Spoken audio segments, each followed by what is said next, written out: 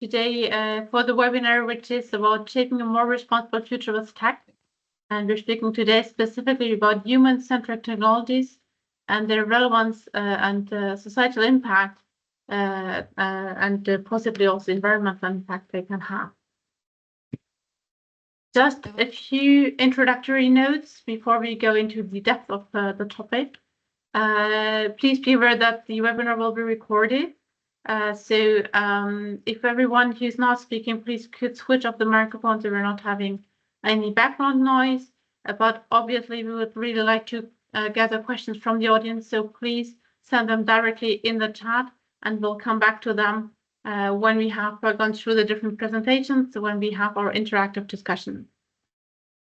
And just one word here on how you can follow us on forwarding. We have our website. You can see the website URL here on the slide. And please also join us on LinkedIn and follow all our activities on the social.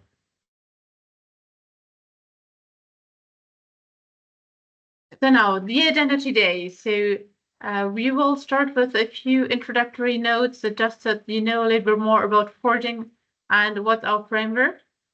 And then we'll give the floor to our experts from different European startups that will share good practices and also lessons learned that they have in the application of human-machine interaction innovations in the different companies. We very much look forward to these different presentations. And then, as I just said, we will have our moderated interactive discussion after that, where we answer the questions from the audience, but we also have additional questions to our experts already. And then at the end, we will have a short wrap up and conclude very rapidly. Now, here are our special guests. Very welcome and very glad to have you with us. We will have Franziska Kirstein, who is joining us from Blue Ocean Robotics, Greg Apriopoulos from Greece, representing Haptikos, and then Alberto Baloi-Canut, who is the CEO from Vive in Spain. Eva? Yes? Hi. If you want, I can... Please. Yes, please go on. Sorry for the delay. So, hello, everyone. So, can you just move to the next slide? So, I'm going to give you a short overview of the Forging project. So, Forging is a project funded by the European Commission that started in 2022. And we are halfway, well, close to the end of the project. We have still a few months before the end of the project. So the objective in Forging is, can you hear me well? It's a little breaking up. For me, it's fine enough. What's about the other? The others, yeah, sorry. It's cracking a bit. It's cracking. Oh. Is it better now or still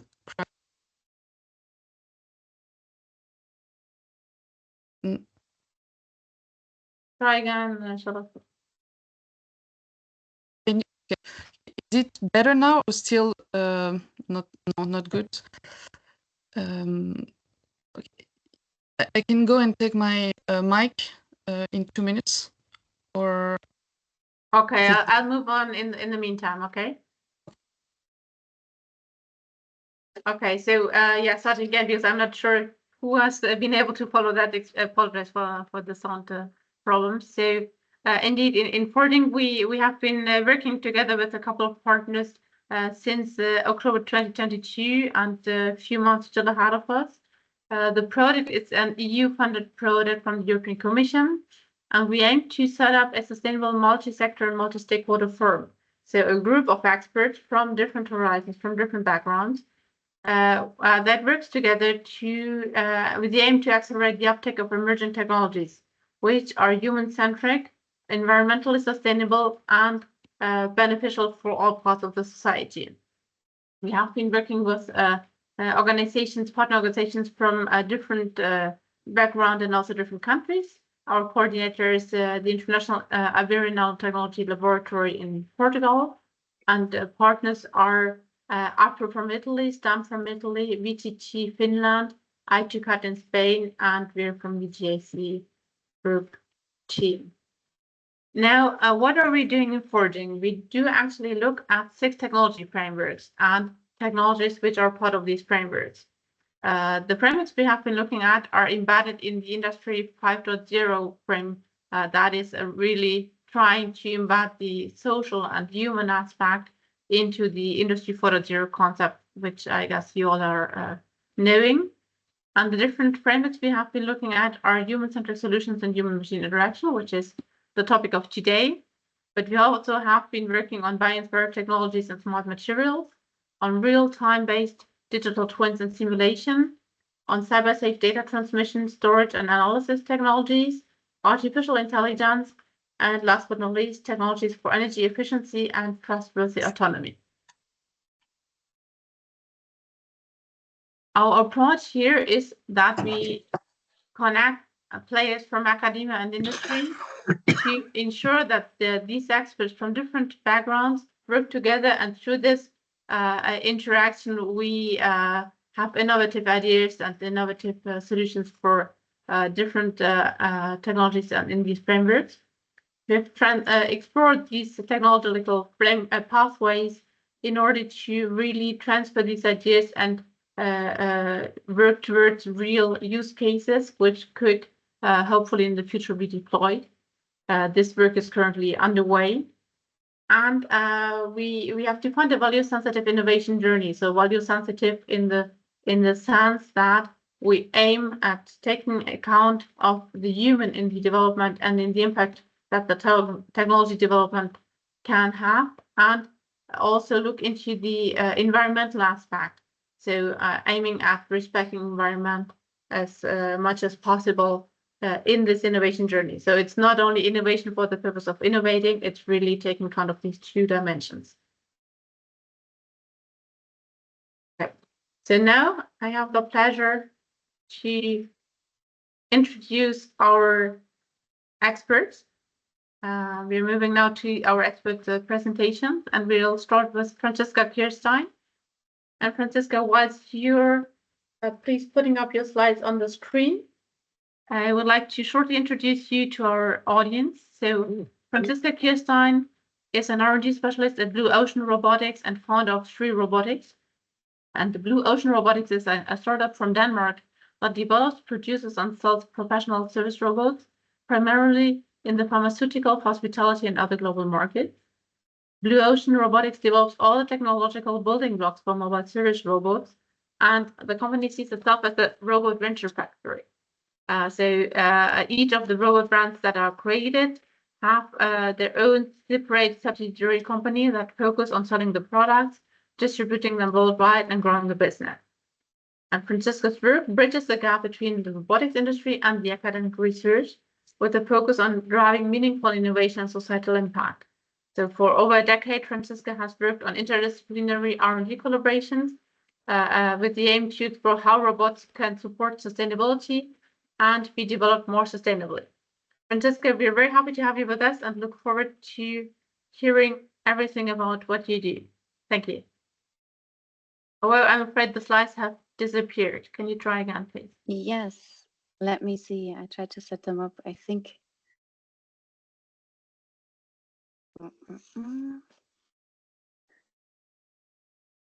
I was signed out of my account, so quickly needed to sign in again. No worries at all. You're impatient to hear everything. So. Let me see. It's just a few minutes from when we tested the slides and everything worked to now where that's real life, unfortunately.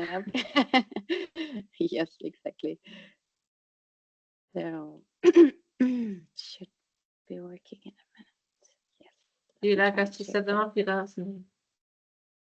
Should be working now. Let's see. Can you see them again? I think it's loading.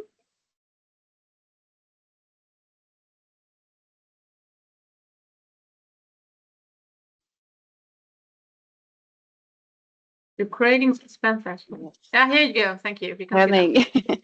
Perfect. And thanks for the introduction. I don't think there's much more to say, actually. It was very detailed.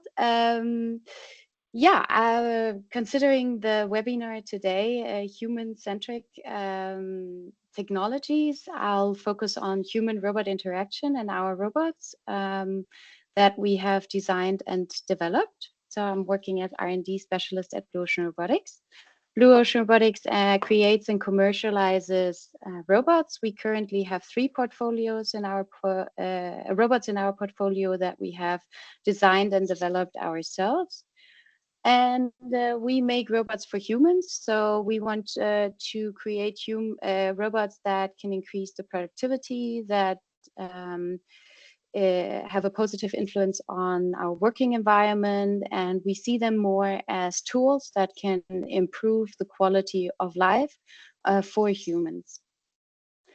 I will focus on 2 of our robots today, the UV disinfection robot you can see on the left, and the patient transfer rehabilitation robot on the right. The UV disinfection robot was developed together with the Danish hospital because they wanted to decrease hospital-acquired infections and have another layer after the cleaning, another layer of security where they have disinfection after cleaning the room. And that is done with the robot with UVC light, because UVC light is a method of killing microorganisms without using harmful chemicals. It's also harmful for humans. That's why humans are not allowed to be in the room. And that's why it's so useful to have a robot driving into the room autonomously and driving around the room autonomously to disinfect the room. And the second robot is the PTR robot that you can see on the right, and on the left, you can see the manual way of lifting and transporting a patient, which is really challenging for the healthcare professionals, but also not so comfortable for the patient. And with our robot that we also again designed with another Danish hospital, we aim at supporting the healthcare professional and also giving the patient in the robot more dignity while they are transported, lifted, or in a rehabilitation exercise. And then coming to the topic of today's webinar, so how did we design and develop these robots to support more human-robot interaction and also to have the robots actually being used inside the hospitals, not just as a fun 8-month project, but actually in the long term being integrated into the workflow. And here I just want to point out that even though we are talking about human-robot interaction, like I said, robots for us are tools to support human-human interaction. So you can see there are actually also some lifting robots. The one on the left is from Japan. And they focus on human-robot interaction, which is also very interesting. But you can also see that the healthcare professional somehow is outside of the loop. So the focus there is on the human and the robot and how the robot can support the human. And with our robot on the right, it's about the communication and the collaboration between the patient and the healthcare professional and the robot supporting that interaction. As you could hear in the introduction, we are a robot venture factory. And what is that? That's something quite special. So we take the robot from idea over designing, developing a prototype, creating a first commercial product, and then actually a spin-out company where we scale up and commercialize the robots. So all the way from idea to commercialization. And today I'll just focus on Robi design, which is one part of this whole process. But for this webinar, it's, I think, the most interesting part of the project. So something that we call Robi design is where we get together with the end user. We co-create a concept. We also do look at the business plan. I will not go into detail there, but we look a lot at how is the end user working? Where could the robot fit in? Is a robot actually really necessary? Because sometimes another manual solution could do the job. And this type of project takes around 4 to 6 months that we go in to really make sure that this is a robot that is from an economic side viable, but also would fit into the scenario from a user perspective.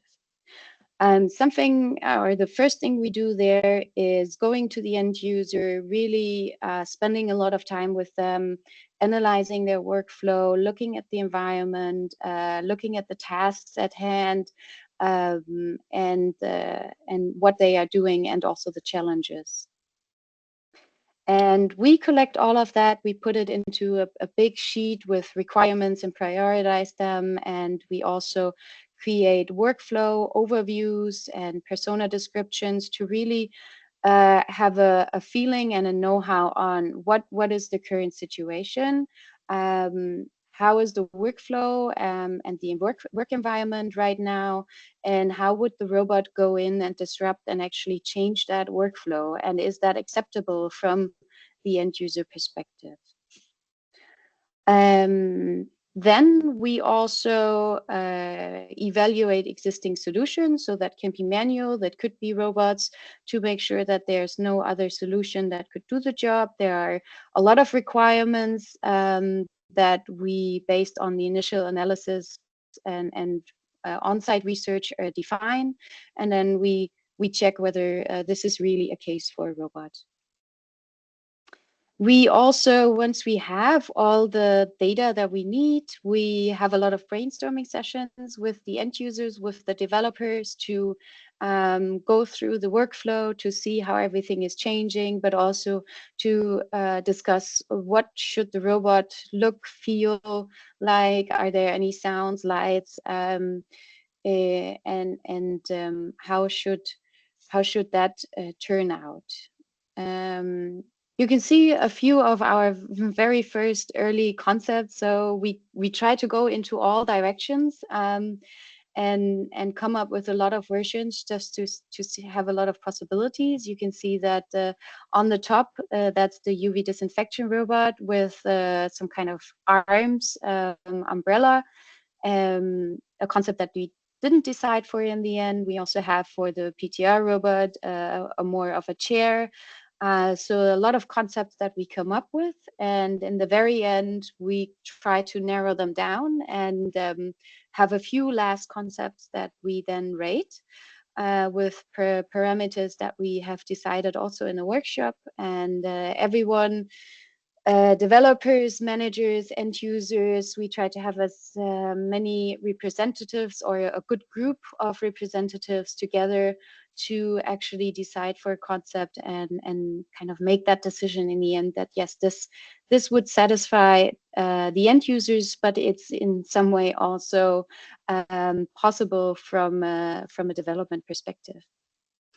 And that kind of is the end of the, I mean, there are a lot of more details, but that's, so to say, we're ending with the robot concept in Roby Design, and then moving over to Roby Develop, where we actually start developing the prototype back and forth to the end user, trying to see how does it fit, would this actually work?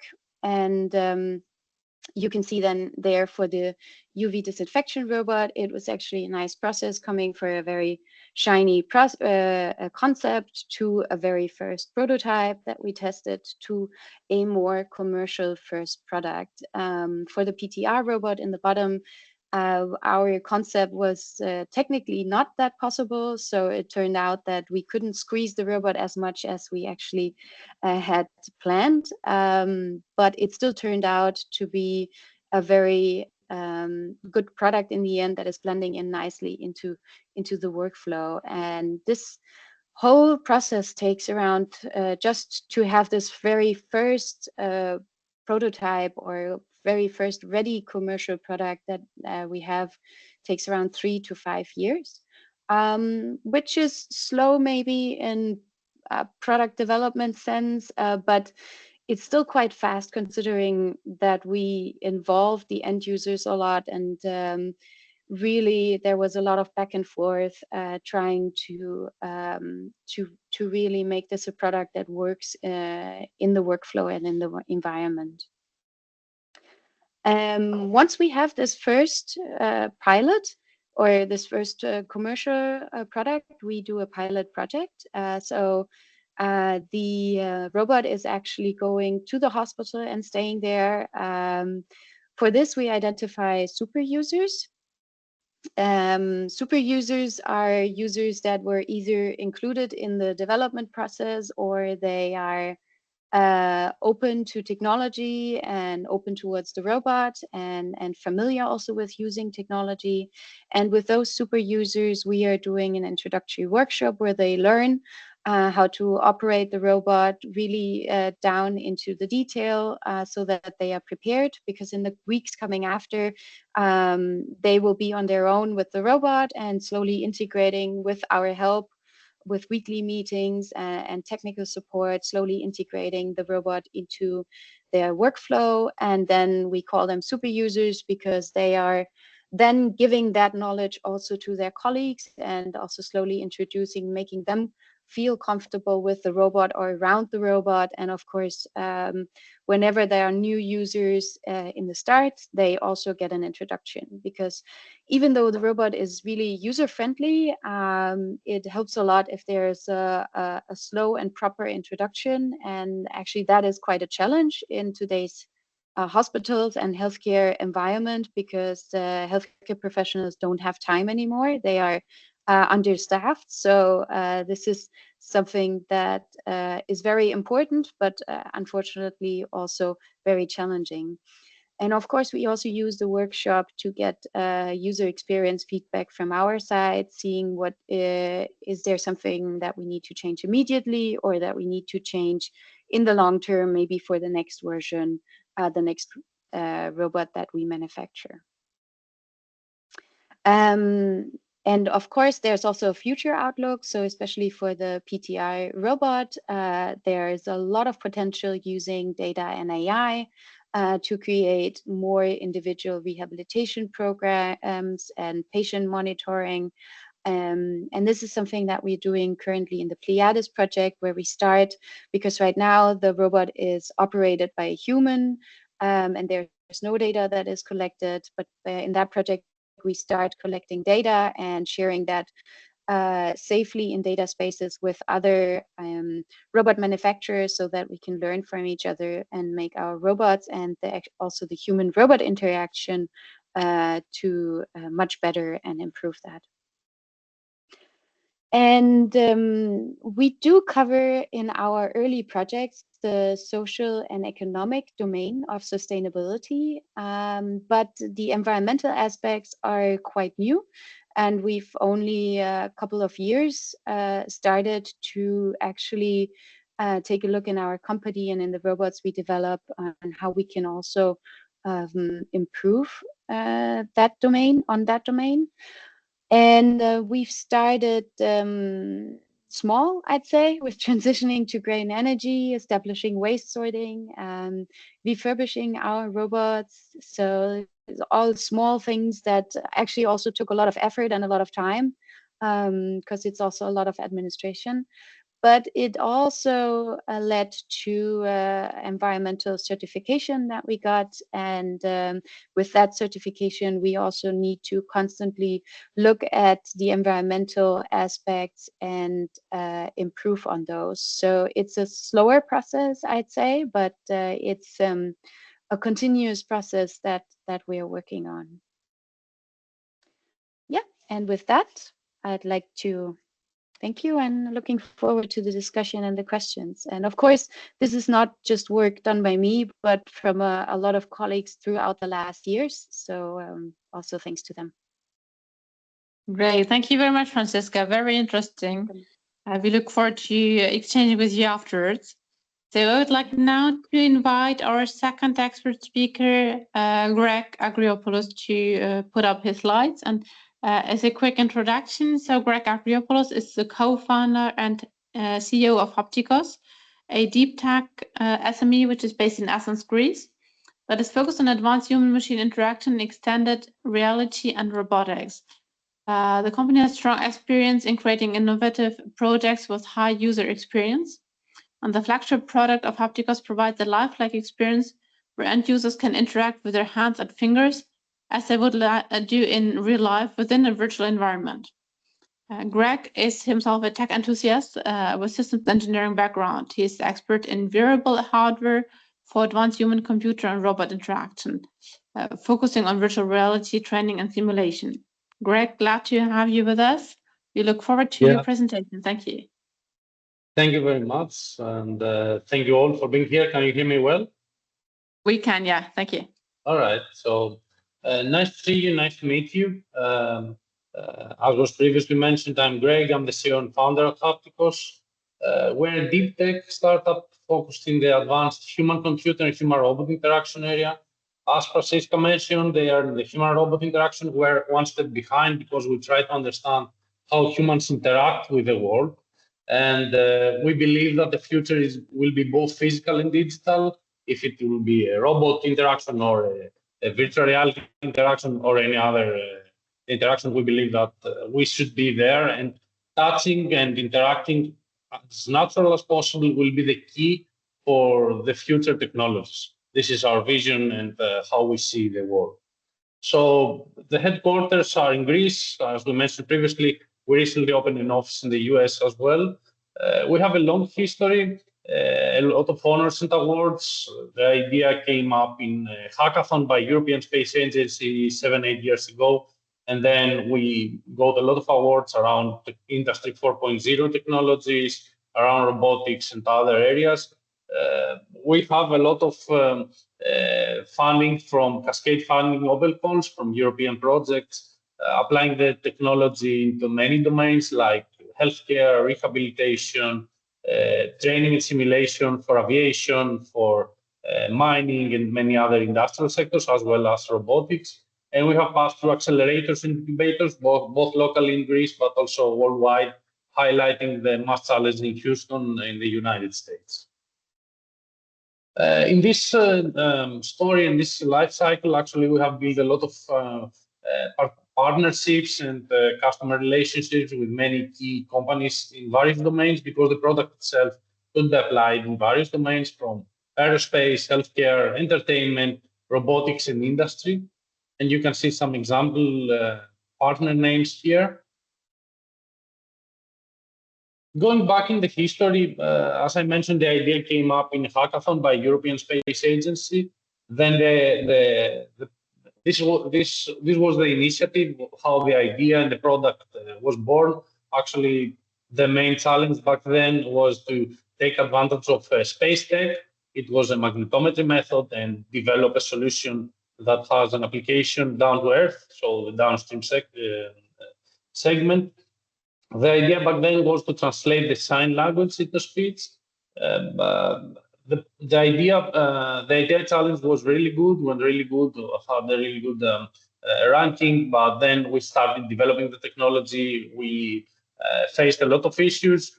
Developing a wearable system that can track the motions of the hands and the fingers has many key challenges, let's say. First, you need to solve the hardware problem, how you build a robust solution, a user-friendly solution, and an accurate solution, and then you have to enlarge and enrich the hardware with aspects like digitizing the touch sensation, digitizing the force sensation, and other stuff.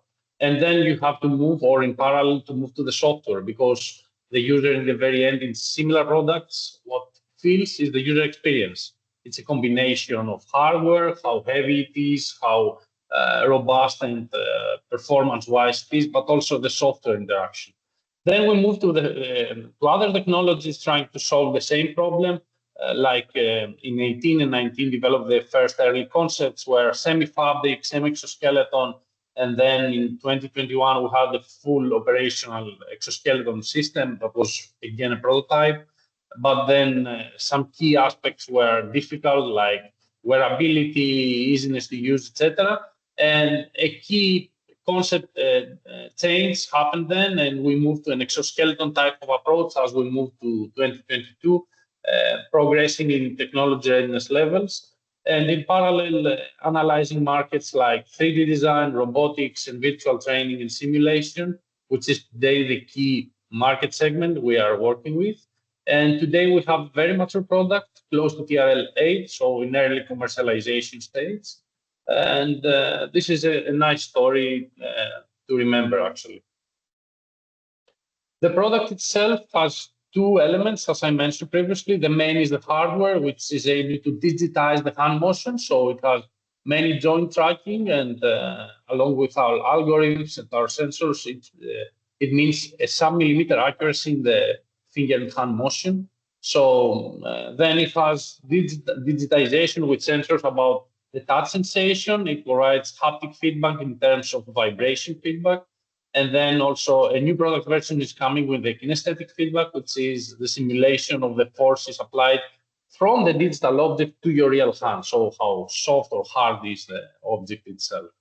And of course, this has to match with software because the hardware itself is very good, but the user experience involves the software. So we have developed integration with game engines and other tools, and we have a set of libraries that allow a developer and the user to take advantage of the hardware and build an application which is very user-friendly and it's high innovative. Here are some videos how the product performs. So this is the exoskeleton type of approach, as I mentioned, creates a digital twin of your human hand. And according to our perspective and our goals, this should be the way that humans should interact with the digital world now and in the future. The product layers are mainly three. The first is the hardware. It's a set of exoskeletons with a USB dongle, fully wireless and autonomous with battery. Then we have a core application to connect and calibrate the system. And then we have integration with game engines like Unity Game Engine to allow a developer to develop an end application based on our solution. So I have some example applications to understand what we do and how this could be realized. So this was a project developed for a medical clinic, and it was a multiplayer project for two trainees to interact with a virtual operating theater and interact with a medical tool to perform a specific operation. This was a proof of concept again. As you can see, the users are co-located in the same virtual space. So this includes interaction over the internet, over Wi-Fi or other networks. And then we have application of the software to allow the interactions of the digital hand with the digital object. This is key because the level of the accuracy of the product is really high. And when you have to interact with small objects, this should be robust and reliable enough. Then we have other projects in other domains like aerospace, as you can see here. We create a digital cockpit and allow a pilot trainee to follow a process. This is a pre-takeoff procedure for Airbus A320, but we have many others. And the key there is that the user is able to interact naturally and perform actions that are really unique with small objects, dimmer buttons, etc. Then we have projects like in industry. This was in mining. We work with the company manufacturing huge digger machines underground in Poland and created this virtual reality environment to allow the developer to be trained really realistic and not only for the operation, but also in some safety conditions. And the results were really enthusiastic. We have some other projects like this was deployed in Italy in a parallel called Whirlpool. We created a real world environment training. The solution there was used for capturing the motion only. So as you can see here, we were able to overlay the expert user motion in order to guide the training in a real world scenario using augmented reality or mixed reality. And several other projects involve robotics for research and development, so you can take advantage of the data generated by the wearable and teleoperated robotic systems for flexible manufacturing. Especially was deployed in Siemens in Germany. Or in robotics, we have been using virtual reality and digital twins to allow the user to interact with the digital robot and in the very end perform interactions with the real robot itself. So in the left screen, you can see the digital, the virtual environment and the digital twin. And then in the right side, it was the physical robot and the physical user. So the user interacted with the virtual environment, and this closed the loop in the real robot performance and operations. And then I would like to share some more details about the product itself. So let me change the slides a bit.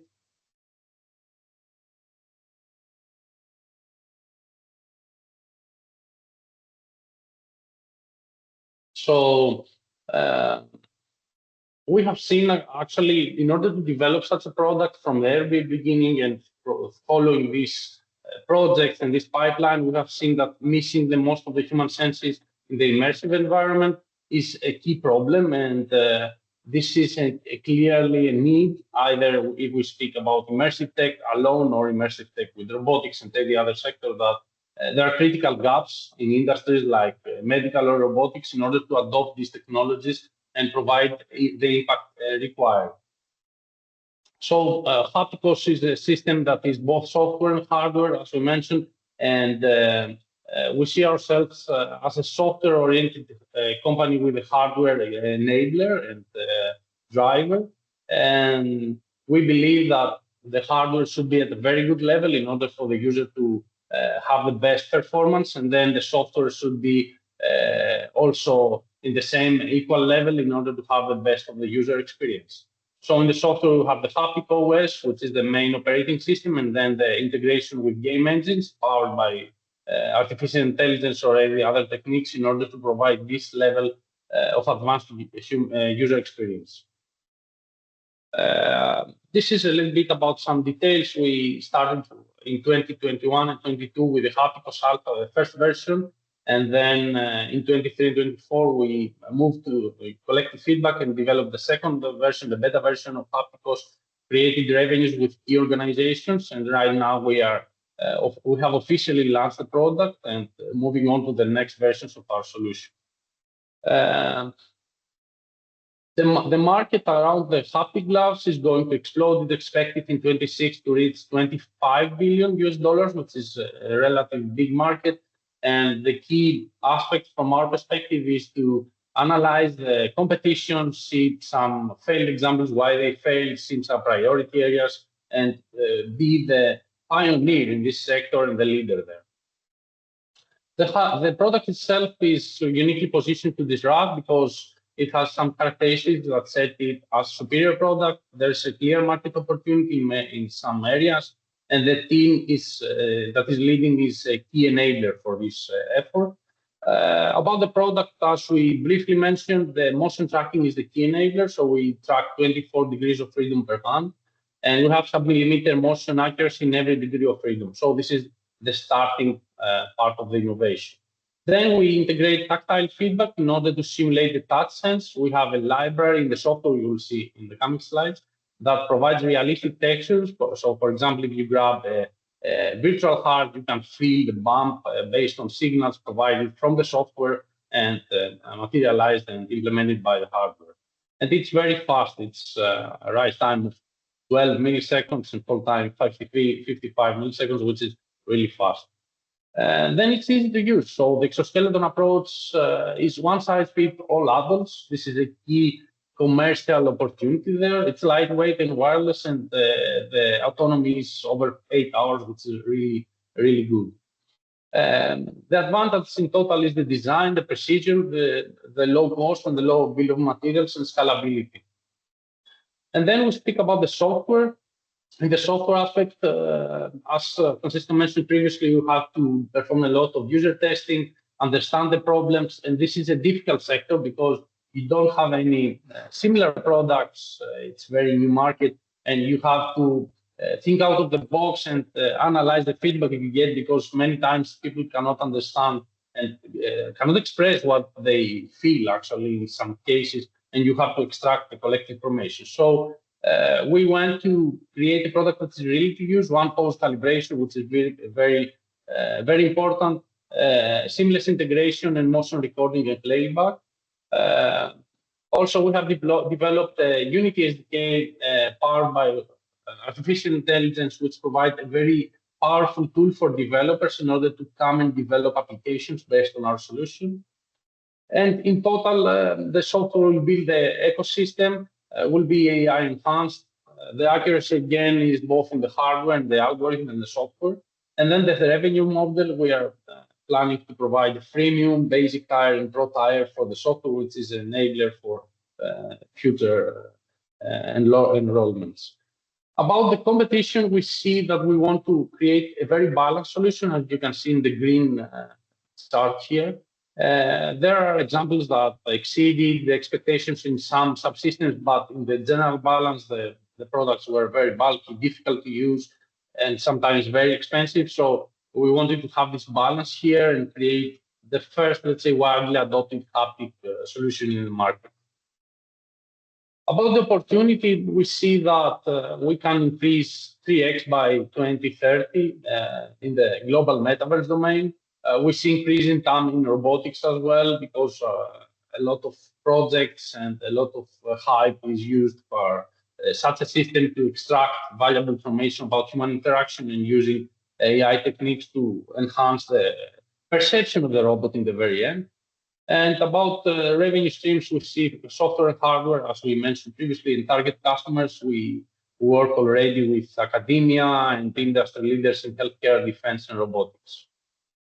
We are aiming for mass adoption to combine the hardware and software revenue streams.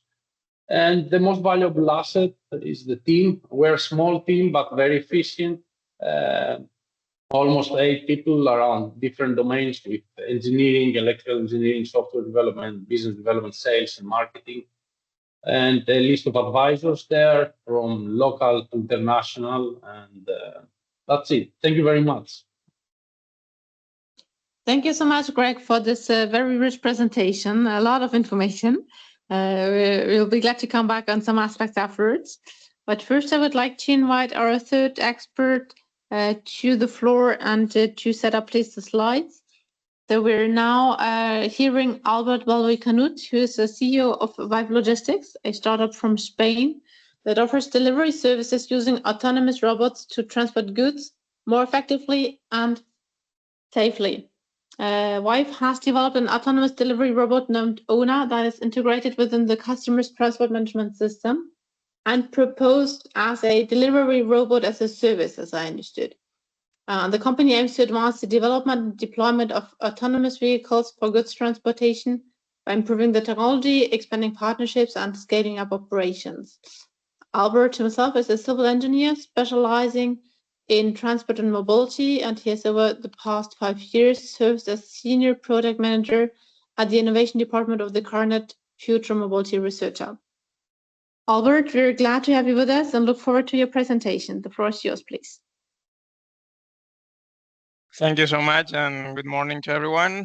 Can you confirm me that you're seeing correctly the presentation and you hear me well too? Okay, perfect. Very well, yes. So, perfect. So yes, I'm here to introduce you what's Vive. We are a technological startup we're located in Barcelona, in Spain, and we were constituted actually by the end of 2022, so quite recent. And we were born in the university. We are actually spin-offed, and this project it's something that was born within the Innovation Mobility Research Hub called Carnet in the Polytechnical University of Catalonia. And once this project started several years ago, and some prototypes have been developed right now and tested, and the idea is to introduce you today what some of the pilots that we've done and some of the lessons learned that we gathered. But first of all, let me introduce you why we're doing that, because we identified a need, and our vertical, it's the logistics. We are coming from the automotive sector, and in logistics, especially in the last mile, which is this process where the parcels are moved from the warehouse or maybe a urban distribution center to its final recipient. It is identified that most of the costs of the total supply chains are located there. So companies and logistic operators in particular have a need to be efficient there, and really need to be competitive if they don't want to lose money there. There's also identified that there are a lot of inefficient processes, as you can see in on the picture.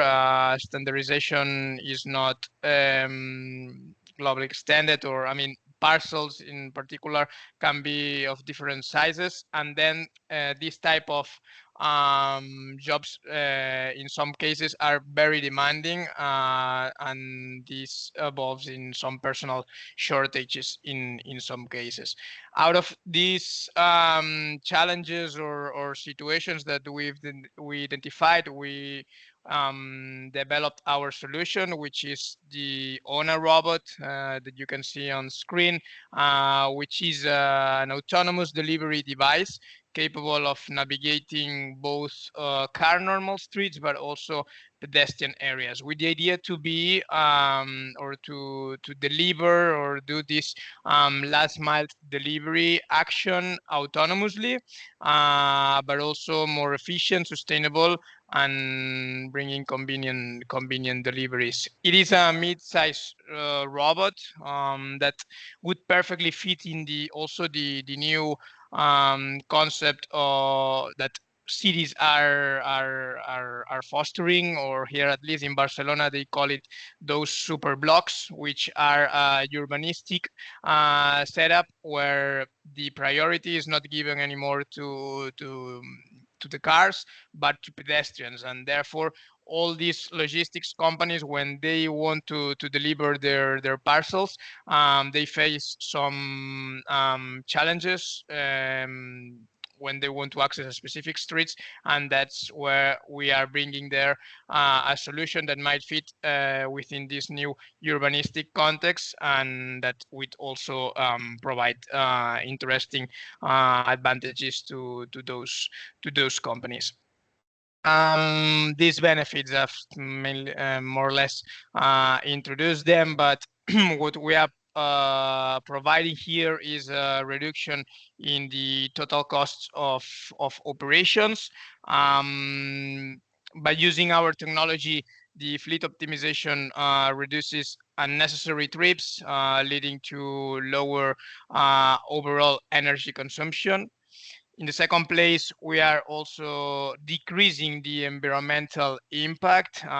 This type of technology is fully electric, so we eliminate the CO2 emissions associated with the traditional delivery vans that are used right now to deliver all the packages and parcels. And then, as already said, we are fostering this safer and citizen-friendly cities, providing a solution that could coexist with the environment that needs to share. And here I wanted to introduce you also the four groups that our technology would interact in this delivery process. The first one is the public users, which could be pedestrians, children, elderly people. So this group has a very high diversity. So it is important to have in consideration that in this case, the type of interaction would be sensorial. I'll introduce you afterwards the modules or the elements that our robot is using to interact with the environment. And the final goal here would be for pedestrians to avoid risky situations and also understand any maneuvers and tasks that our robot is performing to conduct this delivery action. The second group would be the hub manager. This one would be the executor or the one in charge of monitoring all the loading and unloading operations at a distribution micro hub. And in this case, the diversity would be lower, and the type of interaction might be sensorial also, but more digital. And in this case, some of the actions that this group would need to interact with the robot would be for the loading and unloading operations, confirming the state if it's loaded or not yet, and finally launch the delivery route. The third group would be the fleet manager. Also, the diversity here for this group would be low, and the type of interaction would be mainly digital. And this actor would be the one responsible for understanding the state of the robot. And as said, this robot goes autonomously, but it's all time in contact with the backend control center, that in case that it can overpass any obstacle in their path, so it would call for help, and from the control center could be remotely operated. And finally, the last actor would be the final recipient. In this case, again, the diversity of this group would be very high, and the type of interactions are also digital, but also sensorial, as some information is displayed on the screens of the robot and everything. Here, I'm introducing you some of the models that we've been working for the interaction of the human machine. In this case, with our robot Ona. The first one is the logistics mission manager. Basically, it's a central software capable to monitor and manage the robot's logistics operations, and at the end, it's designed to facilitate the coordination and interaction between fleet and hub managers with final recipients. Then we do also have the autonomous navigation stack, all the software side that allows the robot to move autonomously. And here we wanted to highlight two main models, which are all the detection and tracking of dynamic obstacles, and I've here include just dynamic, but also static, because at the end the robot needs to identify and localize well in the environment that is surrounding itself, and then based on that understand it and go ahead with the navigation. And then there's also the local path planning, which even if he's receiving global orders, we call it, at the end he has its own decision making process to interact with these dynamic obstacles that could be closer to the robot, and then it's where the robot needs to take a decision. And the final module with regards to the human machine interaction would be this external HMI, which refers to the information lights and screens that the robot has. On pictures you can see some of the messages or pictures that are depicted. The first one, the three dots, referring to initialization process. So the robot wakes up, to say it somehow. Once the robot goes in autonomous navigation mode, it appears this map symbol shown on the second picture. If the robot needs to call for help, or there's a situation that cannot overpass by himself, it calls it shows the headphones picture. So the teleoperator it's where when takes the control there, and when there's a warning state or the robot has stopped because there's an obstacle, for example, it shows this triangle. All these messages on the screens are accompanied by also some color signals, as you see on the pictures. And here we used different colors too. So blue would be normal navigation, so everything is going well. Yellow would be a warning stage. Purple, safety control activated, and red, an error has occurred. And I've introduced the front and the rear screens, which are the two biggest ones, but there's also one on the side of the robot that shows some information messages when it comes for the opening and the closing of the storage of the robot. Here are some of the pilots that we've done during the last years within the framework of European projects and some national projects too.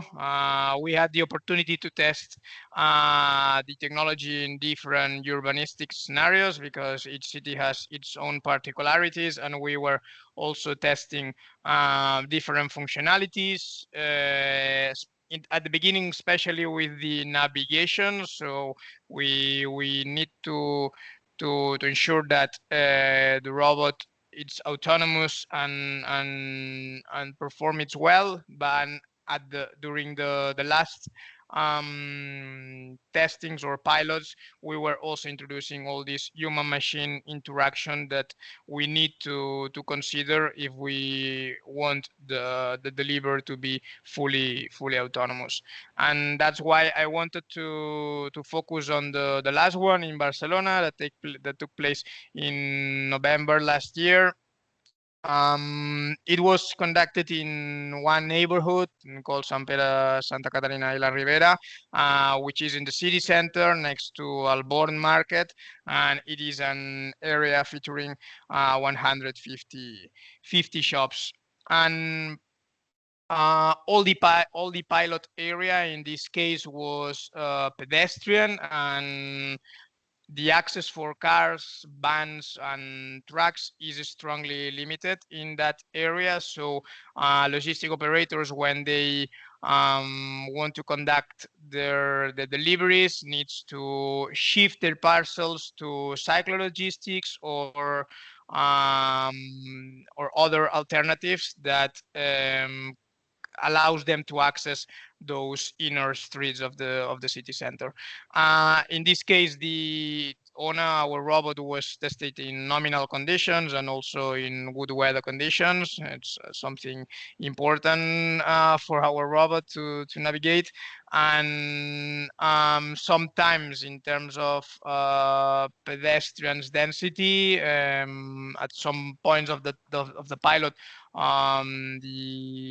there were fewer citizens around or passersby, and in another places of the pilot, there was a very high density of people, bicycles, and other passersby. And during the navigation testing, some evaluation methodologies were conducted, such as observations or semi-structured interviews to potential users that were just seeing the robot operating. And several key aspects were asked, as which is their living situation, whether participants reside within the neighborhood that we were testing, or if in their case they have elevator, because at the end, here, what we are proposing is a very disruptive and innovative solution for the logistics, but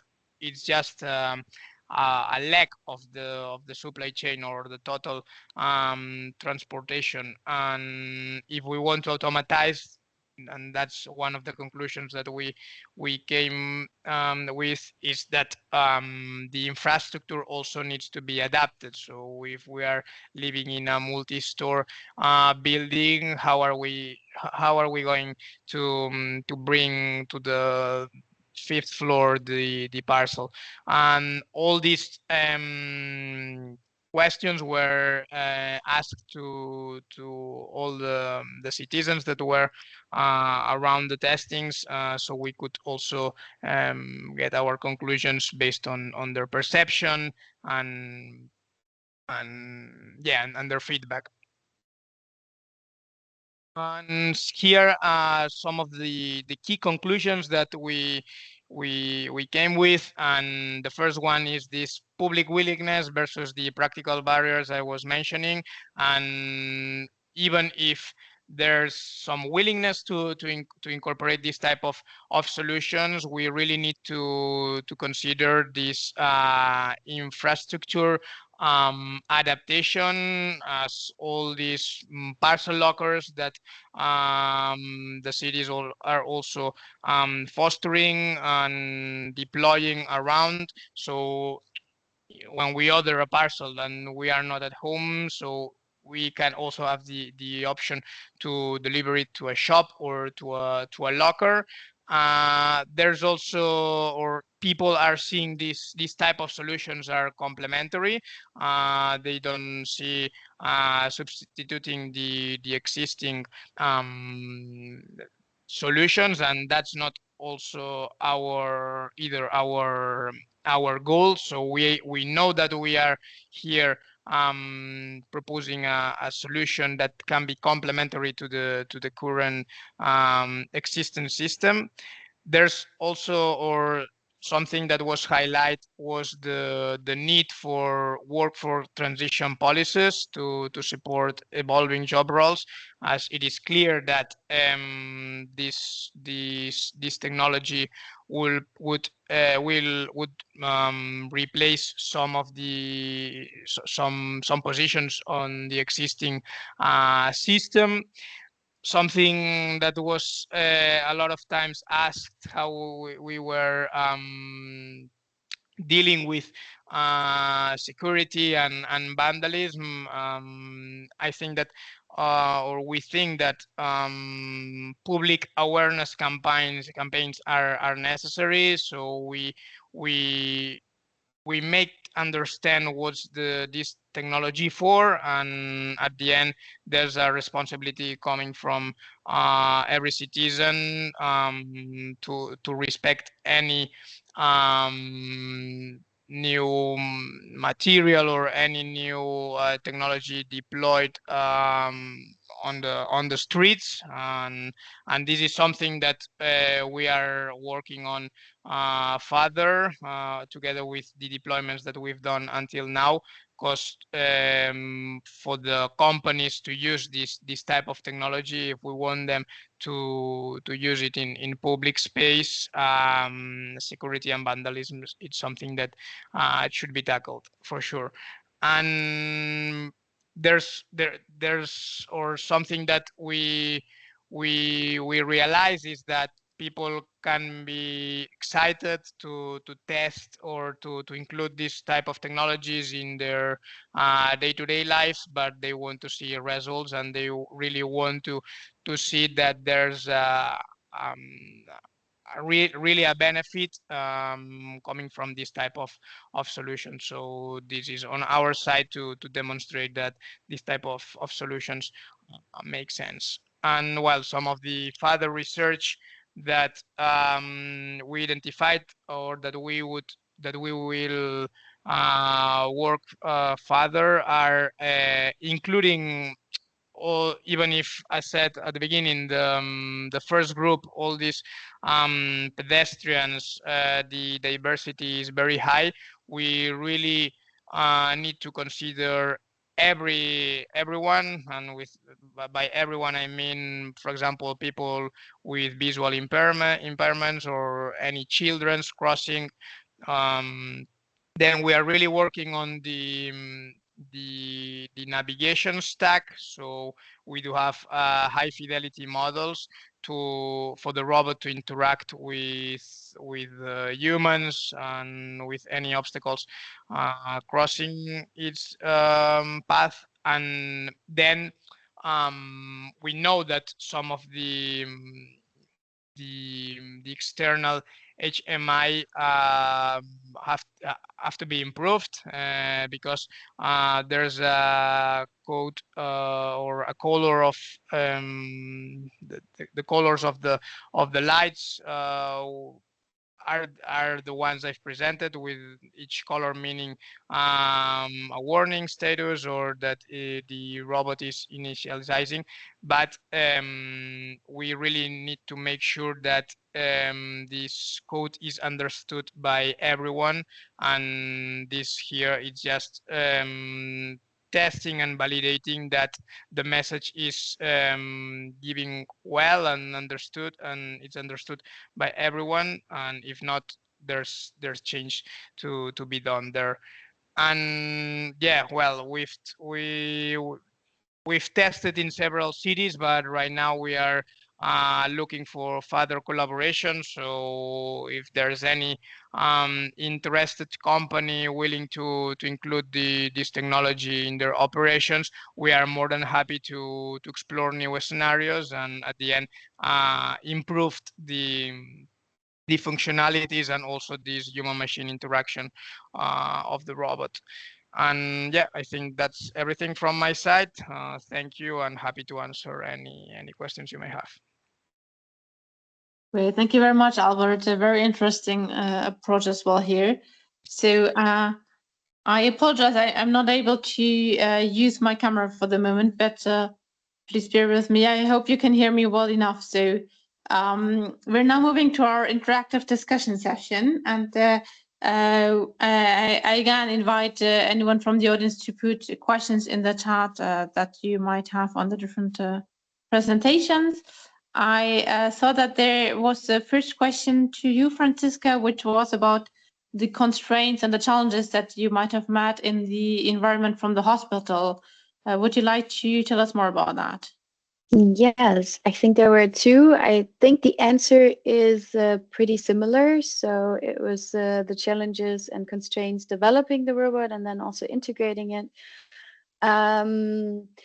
It's definitely what I mentioned already, the time that healthcare professionals have. So they don't have a lot of time. So developing a robot with them, you really need to use every minute that they can spare, and also integrating and implementing the robot afterwards. They have such a busy day-to-day work life that it's very challenging. Even if they see that the robot is helping them, it's very challenging to go from what they are used to and what they do every day to change that and using a robot. So I think we all have that problem. If we change computer or we go from Microsoft to Apple, we first need to get used to it, and that takes time. And that is a challenge for the healthcare professionals that don't have time. And that's really something that, especially for the PTR robot, where the patients are in the loop, where we try to work a lot together with the hospital, whereas for the UV disinfection robot that we are also scaling up now, it's a bit easier to integrate. But then also we have different hospital environments, and both robots are quite big. I mean, considering some hospital hallways where there's a lot of equipment standing on the hallway already outside. So the environment and the readiness for hospitals to take in robots is also definitely a challenge. In Denmark, we knew when we developed the robot that we tried to adjust it for the space that there was, but we also knew that within 5 years, there was new hospitals coming, and these hospitals, they were ready for robots. So that makes it much easier than integrating a robot in a really small space hospital. But still, we have that situation all over the world that there are still older hospitals, and they won't be changed like in Denmark, where we have new hospitals that are ready for robots. So we all always have that challenge to integrate a robot into a space that is not ideal for robotic solutions. Okay. I think those 2 points are important. Great, thank you very much. Very interesting to hear about that last point as well. And I was wondering, Albert, I think you mentioned something similar, that you need to cope with the urban environment that you're facing somehow. Would you like to develop a little bit on that? What do you do, and what does your robot do when there are stairways or just little things on on the pavement that is disturbing the way? Let's say, please. No, yes, I totally agree with the Francisca answers. I mean, at the end, we are proposing a solution that right now the system is using an not incorporating robotics, and there's also a process of understanding and learning how to use, and especially in specific environments. In our case, our solution is focused on last mile logistics. So we want to operate autonomously the public space, and of course there's regulations that come with, and for the testings and pilots we've done, we got a specific permit, so coming from the city council, allowing us, okay, so in this specific area you will be able to operate and deploy your technology. But for this reason, it's very important, all these collaborations and the involvement of every key actor of your solution that give you the opportunity to test, and also get the feedback, or you also realize, okay, but if I'm doing it like this, maybe I've considered that the robot would just stop and notify the end user that I'm there, but once it's there and the recipient gets the notification, then maybe the process right now, it's not that smooth for him to just pick up the parcel or to know what's next. So yeah, there's it's super interesting to have the opportunity to test and have direct feedback from all those actors that you interact with. So they might give you a point of view that you were not considering in the developments, and that you need to take into account, definitely. Okay, thank you.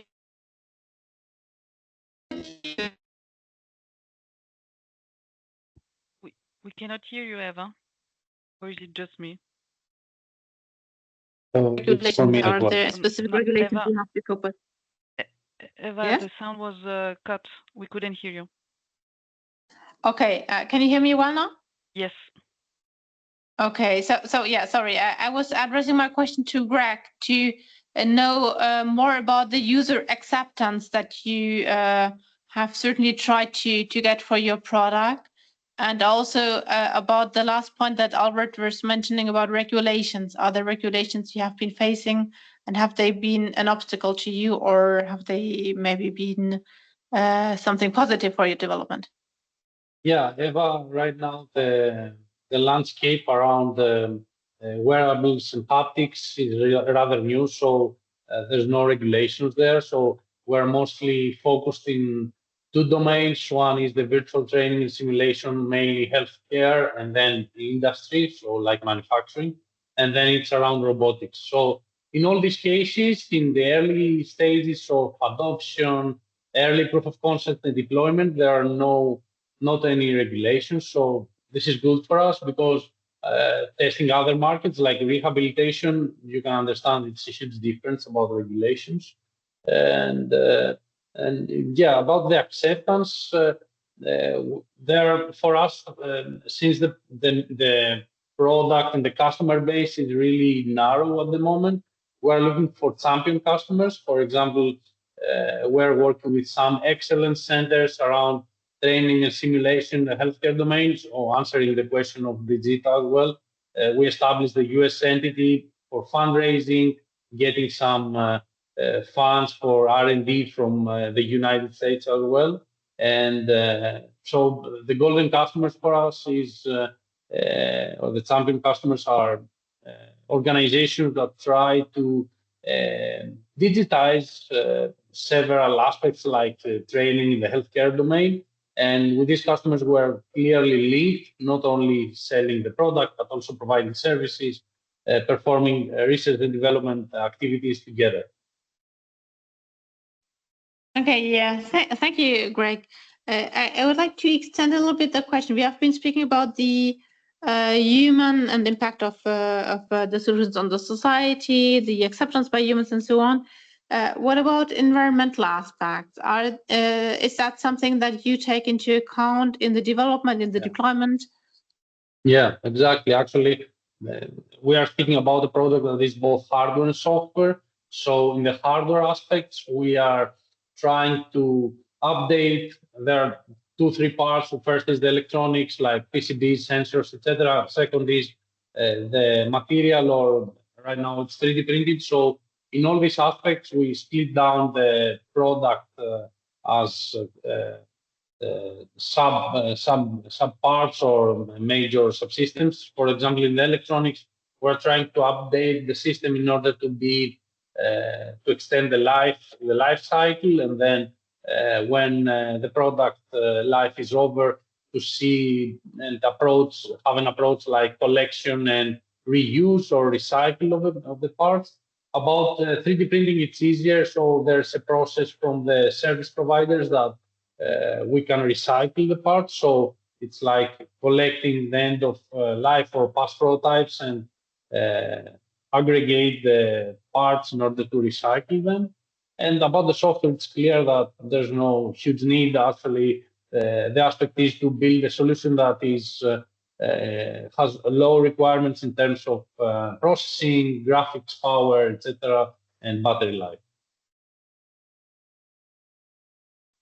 All right, thank you, Francisco. What about what about you on the environmental aspects, also regulations, and even I wonder, are you using indicators that integrate these kind of aspects when you measure, you know, the development, but also the deployment of your robots? Yes.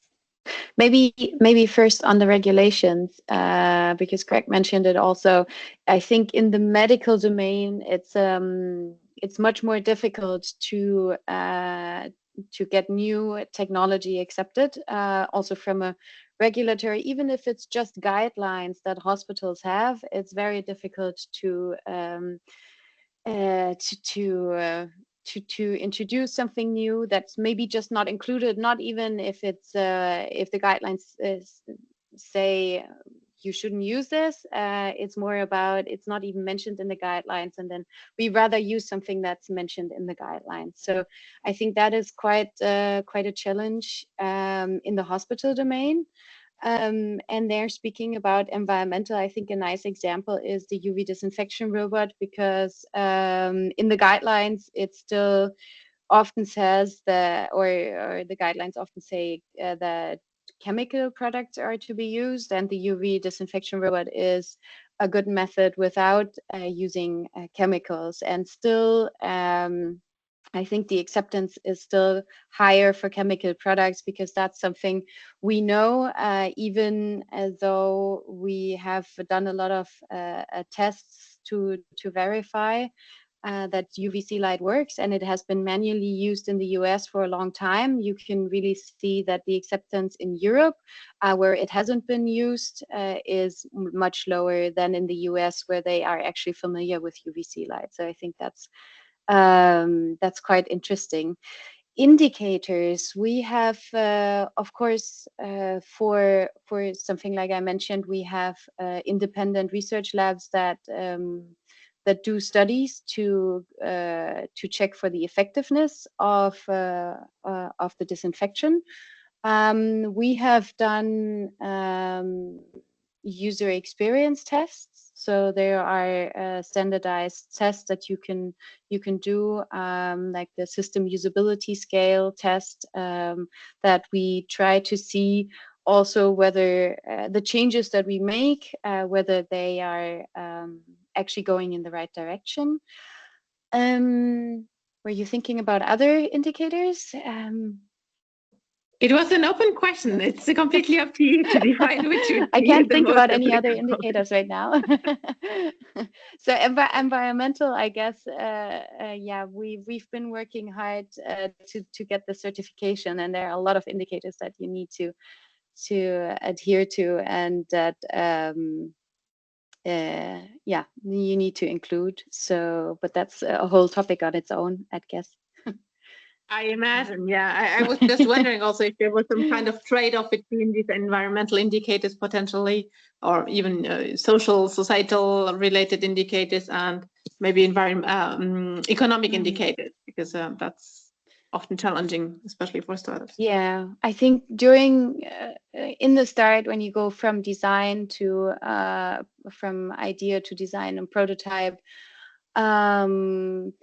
I think you often need to take decisions that are either or, economics or social, or but in the end, I think it's a joint trade-off. So one time economics wins, and the other time the social aspects or environmental aspects win. And it's of course also something that once you have noted down that issue, you can go back to it and say, okay, back then we had to decide for the economic aspect, but can we maybe change that now? So I think it's noticing that issue is already a first start, and then working on it to improve, even if you can't actually fix it right away. That's something that's very important. Okay, yeah, very interesting, this continuous monitoring. Maybe, yeah, I'd like to give the floor also to Albert and to Greg to speak about that with us before we need to close. Albert, please, you're first. Okay, so related regarding the sustainability, in our case, the solution is an electric vehicle, so we are tackling all the CO2 emissions in that sense. And I also wanted to say that I totally agree that it's at the end it's a trade-off between the economics, but also the sustainability, and it also happens to us when it comes to the navigation sector. Here we are proposing a solution that or a product that goes autonomously, and for that you need some sensors, and this type of sensors, depending on if you're using cameras, lidars, inertial units, or any others, those have some costs and higher costs, but maybe higher fidelity, and you need to always try to balance them. And even if we are at the prototyping stage, you need to come with a solution that can cover at its most the all verticals that you have to. And yeah, that was everything from my side. Okay. Yeah, I see. Yeah. Greg, you have the final word on that. Yeah, actually, from our point of view, we have a very unique product, because in this domain, there are not much prior work or professional prior work. So even in the design phase, like Francisco or Alberto mentioned, we have to innovate there. So we have to perform studies around human hands, motions, human hand motions, etc. So making a change there, if you need to integrate a new material or the new method, it's a huge process. And that's why we use collaborations and partnerships to analyze new methods. And first, you need to check that if these methods are sustainable, if the product and the material could be easy to use and has the characteristics, or add any new feature you would like to. And then you have to take advantage also of the cost analysis and all this stuff. So changing a product version or a commercial product version is a huge process, especially in the hardware side. But this is our life. We like that. We're crazy people, and that's it. Okay, that was a pilot review, crazy people. So thanks a lot for this very interesting exchange. I'm passing now the floor to my colleague Charlotte for the wrap up, please. Okay, thank you, Eva. I hope you hear me well this time. Okay, perfect. So thank you, everyone. It was a very rich and interesting information that you shared, and I'll try to wrap up some key aspects of your presentations.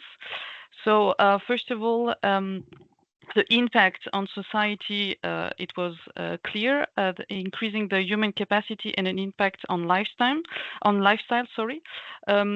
It was mostly through your presentation, it was mostly applied to the medical sector, as you mentioned, to the Blue Ocean Robotics and also Apticos, but we also have a lot of other sectors. We heard about aerospace, manufacturing, mobility, logistics. So it can be applied to various sectors. There are some challenges that you highlighted. The first one is that the medical domain, it can be quite challenging to integrate a robot into the hospitals, especially the hold structures. As it was mentioned, I think, by Blue Ocean Robotics. It can be also challenging with the healthcare professionals' timing, because you have to stick to their schedule, so it can be sometimes very difficult. And it was also mentioned with the urban sector, sometimes you need to get the permits related to the VAVE logistics. And it's important the overall process of understanding and learning, and the collaboration and involvement of the actors that are developing this solution. And this brings me to the other point, that the users' experience and testing with them, the co-creation with them, is really important when you develop the solution. The back and forth, to really understand the needs, how you can develop it. It was a critical and crucial point. And the last point that I noted is the environmental impact, is that when designing and implementing human-machine interaction innovations, it can reduce energy consumption, it can reduce CO2 emissions, so it can move towards and contributing, to the digital green transition. So I have two last slides to show you before the conclusion of the webinar. Just, can you see my screen? Yes. Okay. Hopla. So here I just wanted to tell you that, well, as I said early in the introduction, forging, we still have few months to go, and we will have one of our last event in Finland, in Turku, which is called the Future of Technologies Conference. So we will have a workshop there on Thursday, 12th June, and we will also have a stand. So if you are interested and you are participating to this event, you are more than welcome to meet us there. And